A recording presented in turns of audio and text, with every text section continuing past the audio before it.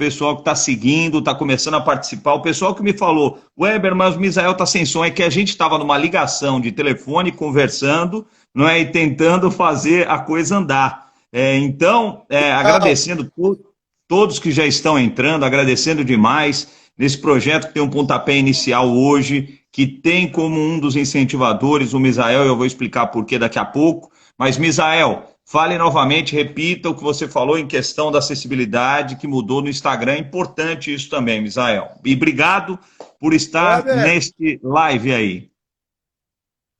Weber, é um grande prazer falar com você. Você aí que está com esse projeto já faz bastante tempo e não fosse essa pandemia, certamente já teria o projeto consolidado, né, de levar aí o esporte paralímpico para os seus ouvintes, para os ouvintes da internet, para os ouvintes do rádio, enfim, para todos aqueles que desejam aí ter informações sobre o esporte paralímpico.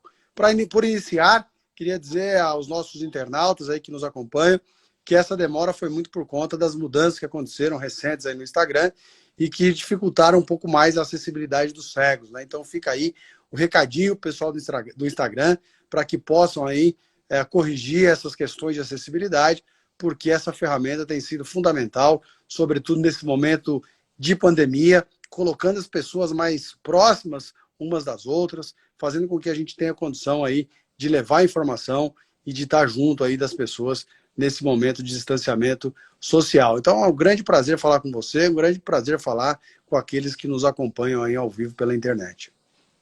Maravilha, estamos batendo um papo com o Misael Conrado, não é, bicampeão paralímpico no futebol de 5, eleito o melhor jogador do mundo na categoria em 1998 e, né, presidente do Comitê Paralímpico Brasileiro. O Misael, e o que eu falei aqui, é um grande incentivador, porque é um cara que sempre me abriu portas. Quando eu pedi ajuda, ele me abria as portas, me abriu lá no Comitê Paralímpico Brasileiro. Esse é um projeto, e eu não me lembro, vamos ver se o Misael me ajuda a tirar essa dúvida. Eu comecei a carreira em 2001 na Jovem Pan. Eu já contei isso nos vídeos, mas é legal para o pessoal entender de quando vem essa ideia. Em 2001 na Jovem Pan, comecei lá, Flávio Prado me deu uma oportunidade. Eu não tinha, meu pai trabalhava com autopeças, não tinha nada a ver, e eu embarquei nessa de jornalismo, de radialista. E aí, em 2001, lá tinha o Misael manja tudo de rádio. Misael sabe tudo de rádio. E em 2001, tinha um programa lá chamado Domingo Esporte. Era no domingo, muito cedo, João antes do Antônio de Milton Neves. Carvalho. Olha, tá vendo? O homem conhece, rapaz. Com o João Antônio de Carvalho, que apresentava. E era um laboratório para a molecada. Era um laboratório, não é? Para quem começava. E todo mundo falava de vários esportes. Eu falei, eu preciso buscar alguma coisa diferente, que seja relevante. E encontrei uma notícia sobre a Adria Santos. E hoje, né, pesquisando tal, e vendo o que aconteceu na vida da Adria, a Adria voltou, né, para o ciclismo. A Isso mulher aí. não quer parar nunca. E vai centralizando mais aí, Misael. Você jogou muito para a direita agora. Aí, beleza. Beleza. Weber, fica à E, vontade aí para ir ajustando essas questões aí, porque lógico, realmente para a gente é importante. lógico. E aí fui atrás, a Adri é uma história espetacular, conversei com ela lá em 2001, depois conversei com o Clodoaldo, Maurício Popê, e assim foi. E cada semana eu conversava com um.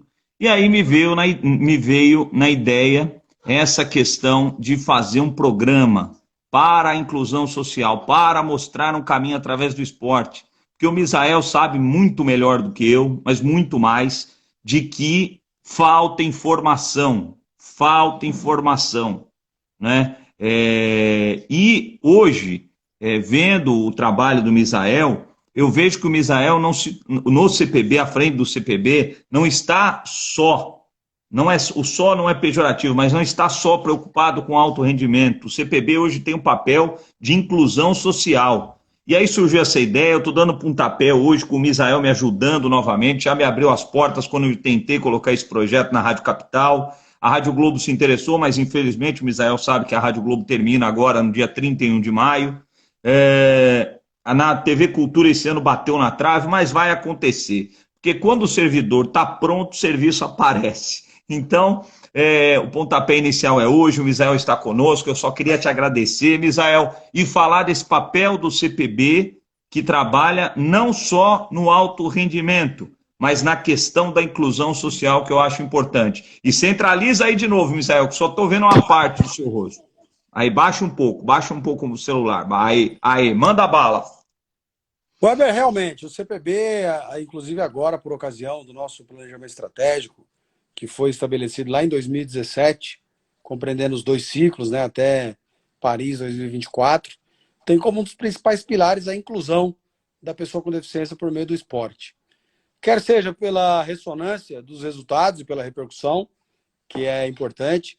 Ano passado nós tivemos mais de 10 milhões de telespectadores acompanhando as transmissões ao vivo do Sport TV, por meio do selo Brasil Paralímpico, né, que foi exatamente o selo que representa, né, que foi criado para representar a transmissão, a estratégia de transmissão do esporte paralímpico na TV, quer seja por atingir diretamente a pessoa com deficiência. Hoje nós temos um programa importante já de eventos, principalmente para jovens. Ano passado nós realizamos a 2ª edição do Festival Paralímpico com 10.226 crianças reunidas no dia 22 de setembro em 70 cidades brasileiras. Quer seja pela repercussão que tem com relação à mudança da percepção da sociedade, do potencial das pessoas com deficiência na sociedade. Ou seja, a gente tem várias formas de fazer inclusão. Muitas vezes você imagina que fazer inclusão é simplesmente criar uma atividade, dar uma oportunidade para que uma pessoa com deficiência se inclua por meio do esporte. Mas vai muito além disso. Porque quando você mostra o potencial dessas pessoas para toda a sociedade brasileira, você está mudando a percepção dessas pessoas com relação ao potencial desse segmento tão importante da nossa sociedade. E o impacto disso é muito grande. Porque à medida que alguém vê uma Adria, como você bem disse, conquistando medalhas, quebrando recordes, fazendo história, logo associa à vida real, ou seja, não vida real, porque o esporte é vida real, mas a vida do cotidiano. Ou seja, se a Adria e se tantos outros podem quebrar recordes, conquistar campeonatos mundiais, conquistar medalhas paralímpicas, por que não pode estudar na escola do meu filho? Por que não pode trabalhar na minha empresa?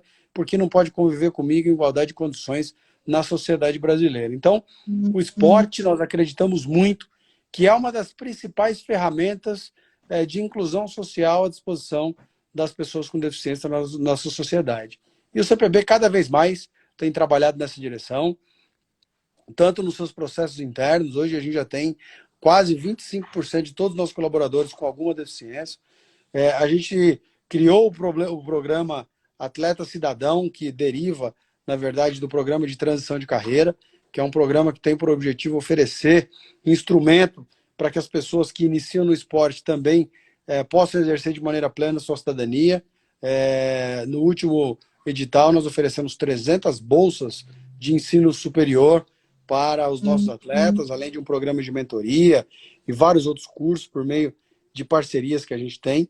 Então, na verdade, o CPB faz sim o alto rendimento, essa é a nossa missão, mas o nosso DNA também tem muito forte a presença da inclusão das pessoas com deficiência na sociedade. Legal, Misael. Parabéns aí pelo trabalho que você vem desenvolvendo, né? E você falou a gente está falando numa rede social, né, no Instagram, mas eu vejo que vocês do CPB, inclusive tem uma outra notícia que pingou agora, eu queria saber como é que o CPB está lidando com a questão da pandemia em relação aos funcionários e etc., mas eu vi que o Comitê Paralímpico Brasileiro vem fazendo lives. Agora, recentemente, há 4 dias, lançou o podcast Papo Paralímpico. Isso é uma questão também importante, né? Eu acompanhei já alguns eventos, até com o Nardini, né? O Nardini junto com vocês lá, né? Grande amigo, grande amigo. Grande amigo, grande parceiro, o Nardini. Tive uma conversando com esses dias com o Meligeni, ele estava falando do Nardini, que ele tem um projeto para tocar lá com o Meligeni. E acompanhei algumas transmissões, etc. Você também, né, costuma fazer alguns lives, inclusive o Papo Paralímpico, né, com você à frente, enfim. isso é importante também, né, Misael? Essa é a ideia aqui do Paralímpicos Brasil, né? Levar informação para quem às vezes não tem, né? A pessoa não tem um canal para buscar informação. Tendo esse canal, a pessoa fica fiel àquilo e vai recebendo, coisa que lá em 2000 bolinha não existia, né? Sem dúvida, Weber. E o processo de comunicação ele tem se ressignificado a cada dia. Você que é um homem da comunicação sabe muito bem disso, né? A gente tinha muito forte a presença do rádio, depois a presença da televisão, e hoje as mídias sociais estão em uma ascensão muito grande. A cada dia mais são YouTubers, são pessoas aí utilizando das diversas redes para levar informação.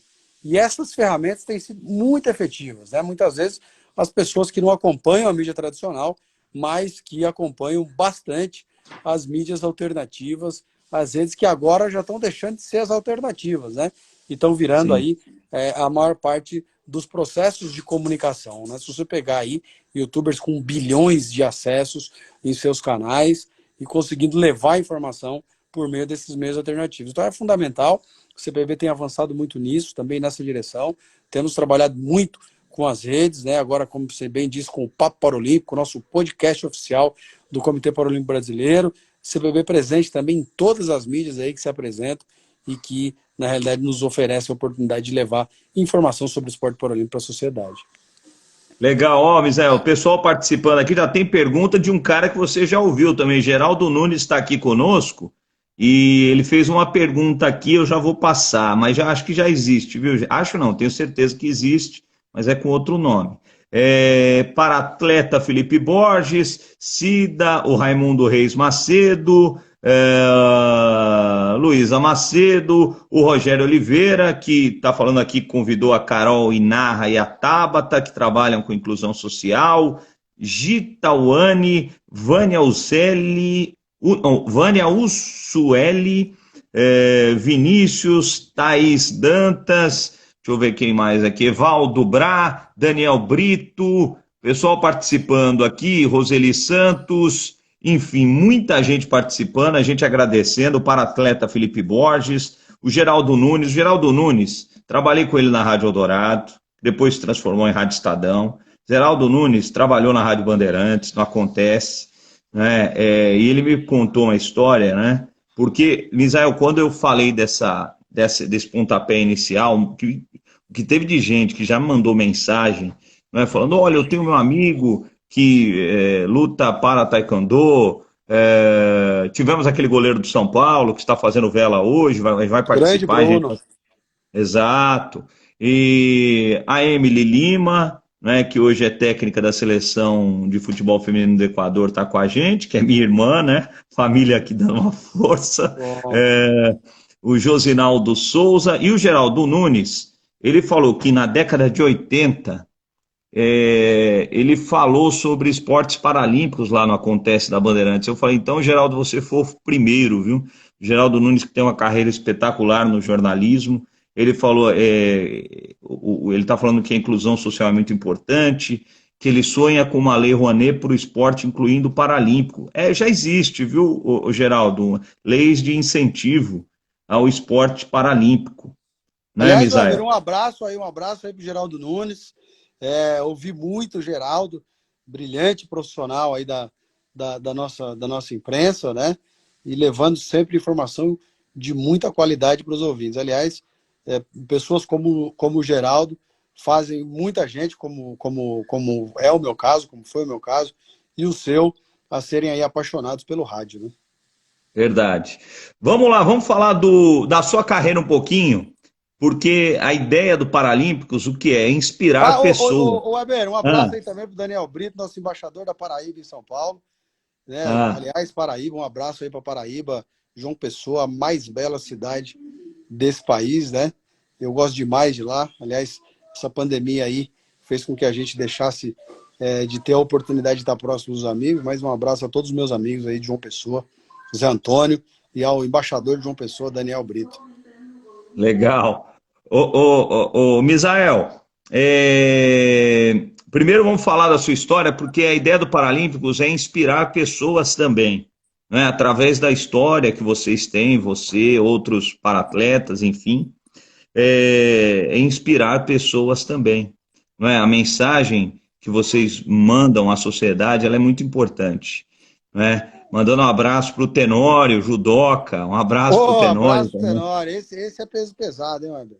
Esse é. Mas vamos lá, conta para mim a sua história. Você já contou, né? E eu já li também naquele livro da Joana.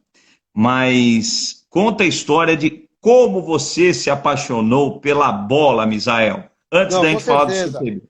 Antes de começar a história, só uma curiosidade, o Tenório já foi meu sensei. Treinamos juntos lá na Chácara Três Irmãos, lá nos idos da década de 90, né? E foi uma grande alegria aí treinar com o nosso maior ícone do judô paralímpico mundial, sem sombra de dúvida. Como diria meu amigo Neto, um monstro sagrado, que certamente vai brigar em Tóquio ano que vem por mais uma medalhinha. Bom, a minha história, como a de muitas pessoas com deficiência, basicamente ela inicia com uma decepção, porque eu tinha um sonho quando criança, sonhava jogar futebol, sonhava em ser jogador profissional, e aliás eu sonhava o que infelizmente poucas crianças sonham hoje, eu sonhava em jogar com a 10 do São Paulo Futebol Clube, ou melhor, com a 9 do São Paulo Futebol Não Clube. faz isso. Hoje, infelizmente, as crianças não estão tendo muito motivo aí para sonharem com jogar no nosso tricolor, mas eu espero que isso volte a Verdade. acontecer e que o caminho dos títulos aí realmente retornem para as bandas do Morumbi. Mas eu tinha um sonho de jogar futebol e aí eu tive a informação de que perderia a minha visão. Tive a informação de que ficaria cego e que... Espera só um pouquinho, meu filho aqui. Filhão, o papai tá numa live, olha aqui, ó. Olha aqui, uma live no Instagram com o tio Weber Qual o nome do Lima. seu filho, Tem Misael? gente assistindo a gente no Brasil inteiro. Manda um abraço para as pessoas. Manda um abraço para todo mundo. Um abraço. Isso, agora o papai vai fazer a live e depois a gente vai conversar, tá? Então, Weber, eu tinha um sonho de ser um jogador profissional quando eu tive a informação de que ficaria cego, né? Eu fui em um das consultas, o médico disse, olha, ele vai perder completamente a visão e não vai mais enxergar. Ali para mim foi um motivo de muita tristeza. Minha mãe triste porque eu não poderia estudar, meu pai triste porque eu não poderia trabalhar e eu muito triste porque eu não ia poder jogar futebol.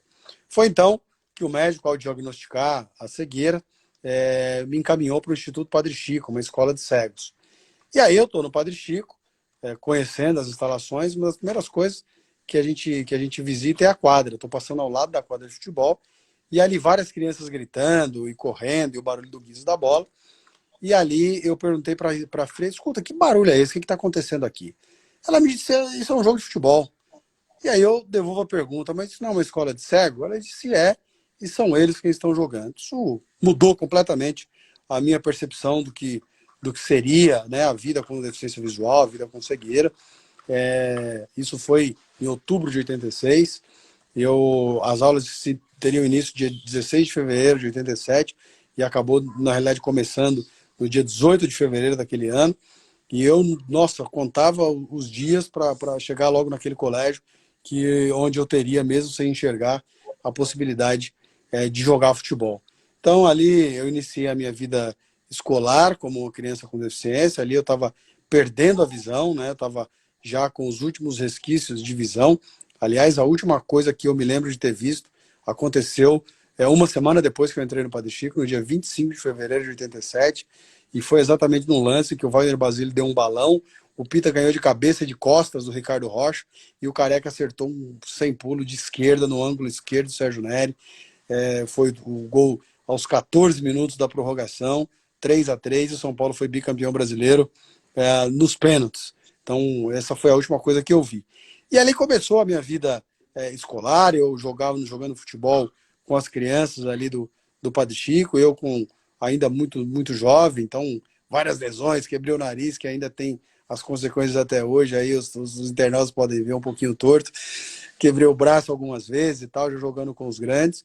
E aí eu, em 1992, já com 14 anos, né, eu comecei a jogar, fui convidado por um clube, o SESEC, Centro de Emancipação Social e Esportiva de Cegos, aqui da Vila Prudente, E aí eles tiveram a informação lá, olha, tem um moleque no Padre Chico que acho que tem futuro. Então me convidaram, eu fui para o primeiro Campeonato Brasileiro com 14 anos, em 1992, Vitória, do Espírito Santo. Em 94, com 16 anos, fui convocado pela primeira vez para a seleção brasileira. E aí tive a grande alegria, a grande felicidade de jogar por 14 anos na seleção brasileira, conquistar 2 campeonatos mundiais, 2 títulos paralímpicos, fui eleito o melhor jogador do mundo. Então, realmente, o futebol me deu a oportunidade, primeiro de ser um cidadão, depois de realizar o meu sonho, e o principal deles é de poder representar o Brasil e de colocar o Brasil na condição aí de protagonista no futebol de 5, como o melhor time do mundo, que aliás continua sendo até hoje.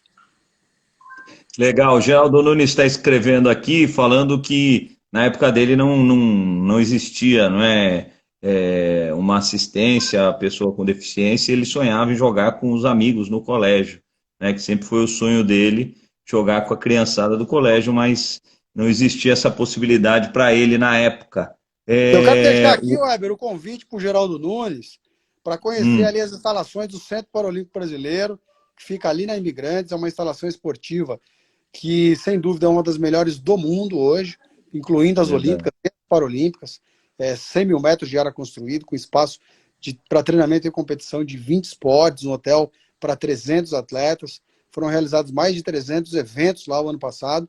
Eu queria convidar aqui o nosso Geraldo Nunes, vai ser um grande prazer recebê-lo lá, para ele conhecer aí as estruturas, né, onde são praticadas as modalidades paralímpicas, enfim, conhecer um pouquinho do que tem sido feito hoje pelo Comitê Paralímpico Brasileiro e como é que os atletas hoje têm se preparado, qual a estrutura que está à disposição deles. Então vai ser um prazer muito grande se o Geraldo nos der a honra de uma visita lá no Centro Paralímpico. Legal, é um lugar mesmo espetacular. Eu conheço lá, realmente é espetacular. Agora vamos falar do Comitê Paralímpico Brasileiro. Lá no site do Comitê Paralímpico Brasileiro, se você quiser ser um atleta paralímpico, você entra lá, tem uma parte lá, quero ser atleta, um atleta paralímpico, e você vê lá no seu estado, né, dentro dos estados, na sua cidade, né, se existe essa possibilidade, ou numa cidade mais próxima, de você praticar lá, tem essa sessão que pode te ajudar. Mas eu queria falar do Comitê Paralímpico Brasileiro, porque eu tive a notícia, eu acabei de ler no Estadão, Misael, uma triste notícia que o SESI São Paulo demitiu 250 professores. Né? E aí é o link para a pergunta que eu queria fazer. Como é que o CPB está lidando com essa questão da pandemia em relação às pessoas que trabalham lá, Misael? Weber, a primeira prioridade nossa é preservar os empregos e preservar os projetos, né? Então, a gente, na verdade, nosso principal desejo e o nosso esforço é nesse sentido. É claro que alguns projetos, lamentavelmente por força da pandemia, não são possíveis de terem sequência nesse momento. Especialmente o centro de formação, a escola de esportes. Projeto com aglomeração de crianças, principalmente com parte delas do grupo de risco, como é o público do centro de formação, lamentavelmente a gente não tem expectativa de que isso aconteça esse ano.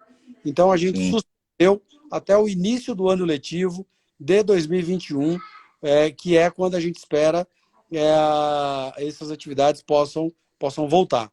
Então a nossa expectativa é essa. A gente sabe que mesmo em março de 2021, o desafio é grande, até não sei se você teve acesso a uma matéria com a entrevista do vice-presidente do Comitê Olímpico Internacional, que também é vice-presidente do Comitê Olímpico Australiano, dizendo que os jogos correm risco, mesmo Sim. existindo a vacina, né, por conta exatamente desse cenário. E, na verdade, quando surgiu a vacina, são aproximadamente 7 bilhões de pessoas no mundo inteiro. Então, se a gente imaginar que esse é um processo que primeiro tem a pesquisa, depois tem o desenvolvimento e depois tem a produção de tudo isso, não vai surgir no mesmo tempo para todas as pessoas.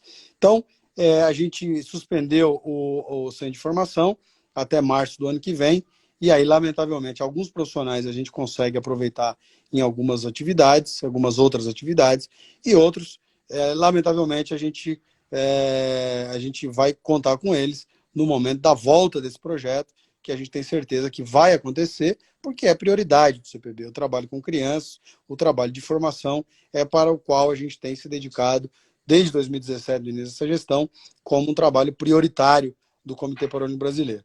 Os demais profissionais, todos eles preservados.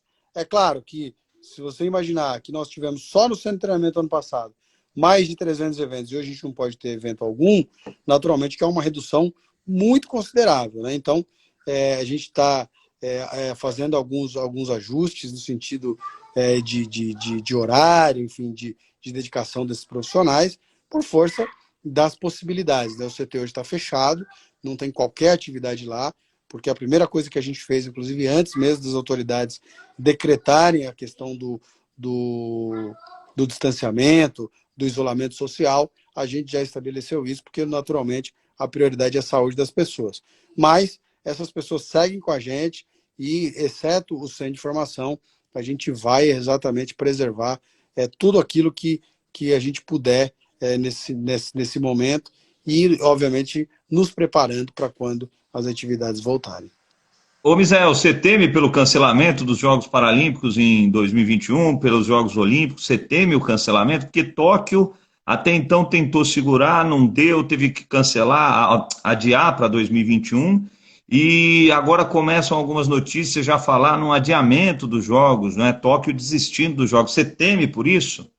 Eu acho que o risco é uma realidade, Weber. Eu acho que, bom, primeiro, se não tivermos vacina, eu não acredito na realização dos Jogos. Acho que sem a vacina é impossível, porque se você imaginar que essa imunização de rebanho que chamam representa 70% da população infectada, isso não vai acontecer até metade do ano que vem. Então, o único meio de nós termos os jogos realizados é uma vacina surgindo até o final do ano. E ainda com a vacina, é preciso saber qual vai ser a capacidade, né, dos laboratórios de produção dessa vacina, para que a gente saiba se efetivamente os jogos serão possíveis de serem realizados. A gente torce muito para que aconteça, para que a vacina surja, independente até dos jogos, né? Mas é muito triste ver tantas pessoas morrendo, é um vírus realmente devastador e, obviamente, também por conta dos jogos, a gente torce para que a vacina surja o quanto antes e que a gente possa ter a vida voltando ao normal. Legal, Misael. Você deu uma entrevista para a Folha em 2018, e aí já se passaram 2 anos, e eu li essa entrevista e achei muito interessante uma parte que você fala da participação da mulher, né, que nós precisamos de uma maior participação, uma atenção especial, né, a mulher necessita uma atenção especial, e a Evani da Bocha, né, que foi ouro por equipes, ela falou sobre isso no live, a semana passada, se eu não me engano, falando que as mulheres também precisam de mais oportunidades. E você falou isso em 2018, você falou até de oportunidades também para deficiências mais severas. Como é que você vê hoje, 2 anos depois, Misael? Como é que você vê esse panorama? Você acha que mudou alguma coisa? Eu acho que tem avançado. A cada dia, o CPB mesmo tem trabalhado muito, inclusive na definição dos critérios, dos esportes administrados pelo CPB. A gente tem feito critérios que privilegiam a participação das deficiências mais severas. Quando a gente estabelece as cotas para os clubes, os atletas com deficiências mais severas não são computados nessas cotas, exatamente para estimular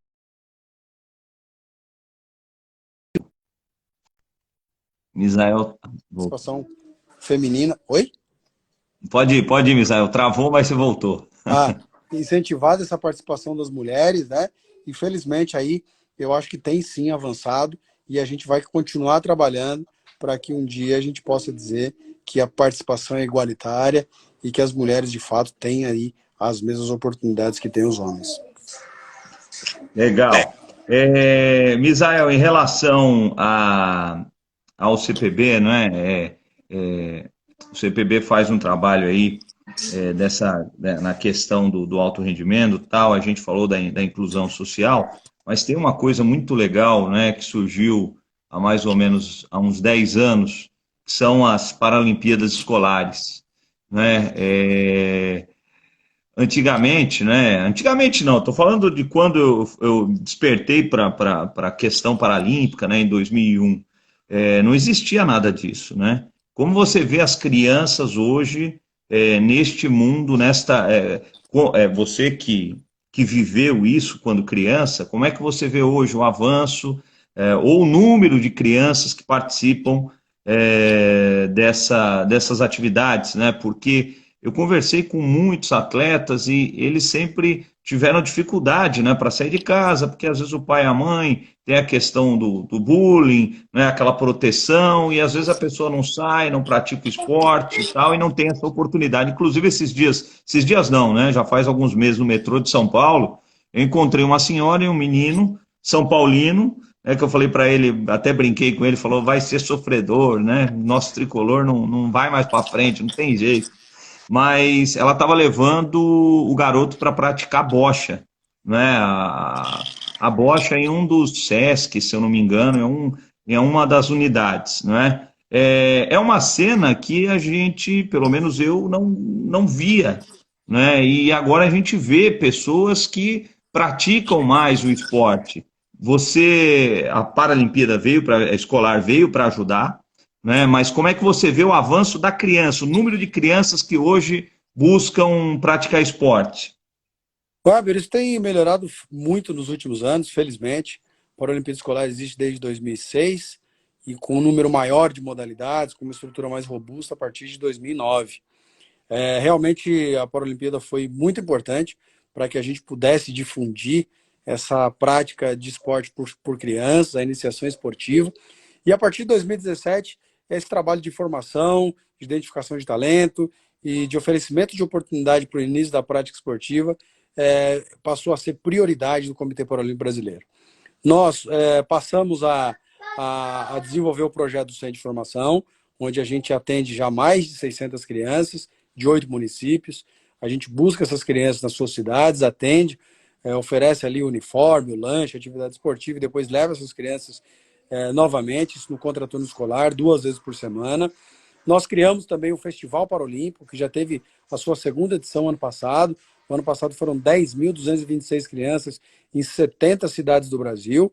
E a gente aperfeiçoou o processo de formação envolvendo a Paralimpíada Escolar com a criação do Campo Escolar Paralímpico, onde os melhores atletas da Paralimpíada Escolar são selecionados e aí passam 15 dias em julho e 15 dias em janeiro nas dependências do CT, treinando com os profissionais das seleções brasileiras, fisiologista, fisioterapeuta, psicólogo, nutricionista, os técnicos das seleções brasileiras, voltam com seus protocolos de nutrição e de treinamento, e aí, em julho, voltam novamente para a avaliação e o acompanhamento dos profissionais das nossas seleções. E aí, esse atleta atingindo um nível já satisfatório, ele passa a integrar as seleções de base. Então, já existe uma conexão entre os projetos de formação e o alto rendimento. Então, isso tem melhorado, tem evoluído.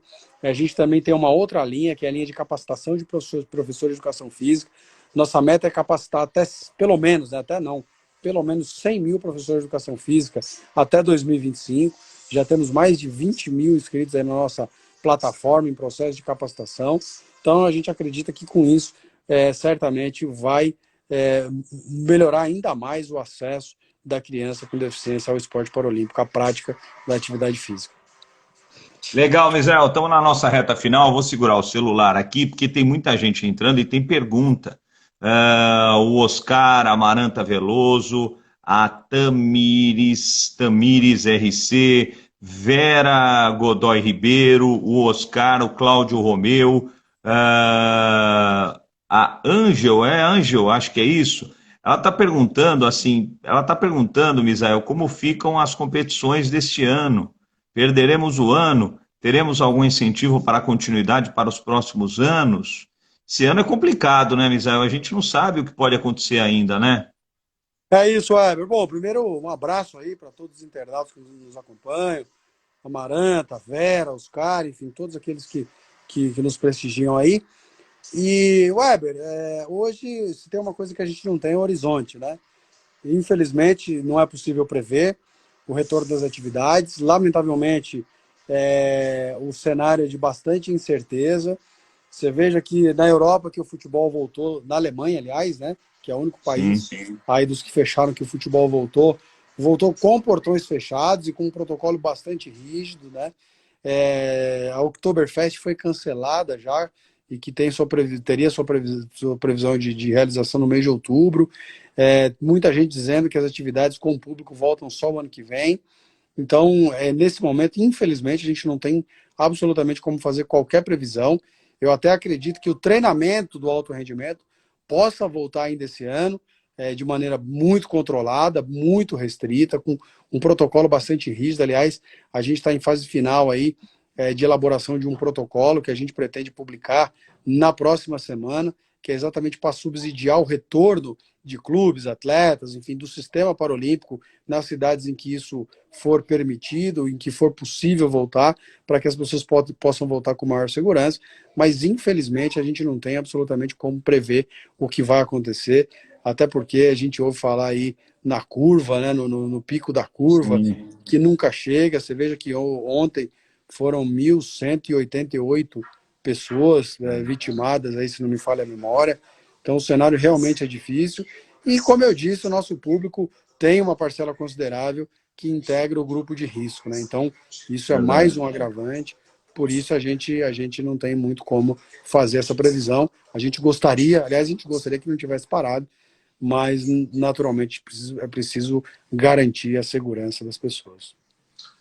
A gente está batendo um papo com o presidente do Comitê Paralímpico Brasileiro, Misael Conrado. Eu vou para o meu último pedido, né, para o Misael que é bicampeão paralímpico, foi eleito o melhor jogador da categoria em 1998, é um grande parceiro, incentivador. Mandando um abraço aqui para o pessoal da Bendita Imagem, Michele, minha ex-parceira de Jovem Pan, né, tem hoje uma empresa muito legal de assessoria, parabéns. O Fábio Antunes Coach, o para-atleta Rafael Mateus, Emilene, é isso? Um beijo para você, Patrícia Carvalho, MD Silva, e muita gente, ó, tá vendo? É isso que eu falo da informação. Tinha gente que não sabia que existiam as Paralimpíadas Escolares.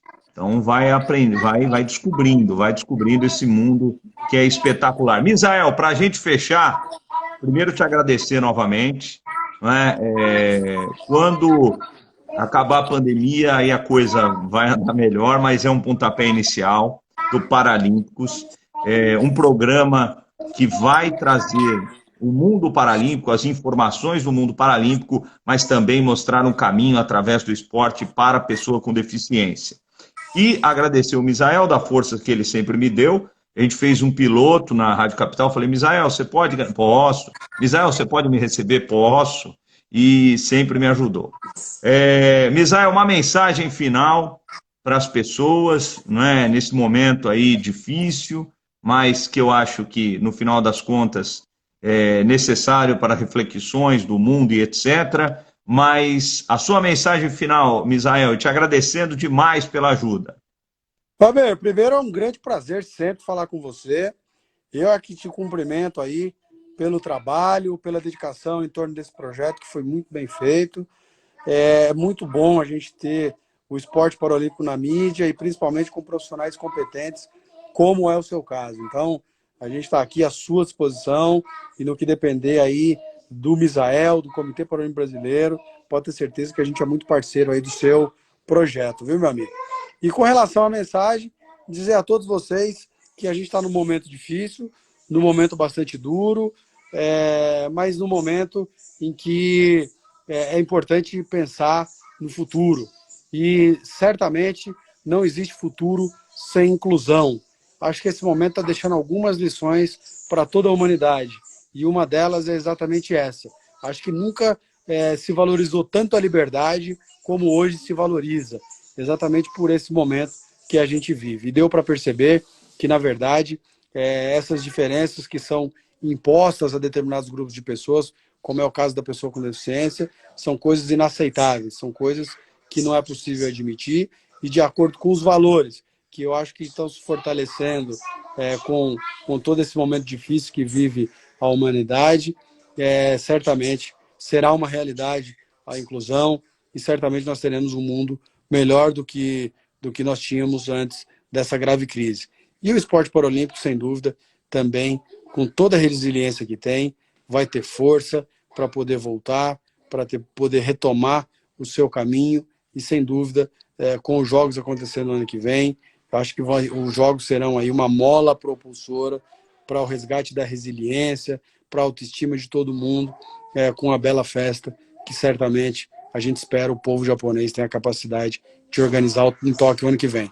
Um grande abraço a você, um grande abraço aos internautas e, mais uma vez, estou sempre aqui à sua disposição.